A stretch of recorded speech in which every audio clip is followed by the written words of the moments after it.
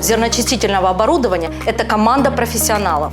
Наш завод существует с 2008 года. За это время мы успели очень много. Мы получили ряд патентов как в Украине, так и за рубежом. А также наша машина занесена в Книгу рекордов Украины, как зерноочистительная машина с самым низким энергопотреблением.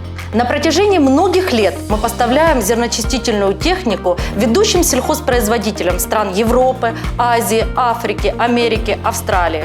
Приглашаем вас к сотрудничеству. Откройте новые возможности для вашего производства с нашей зерноочистительной техникой.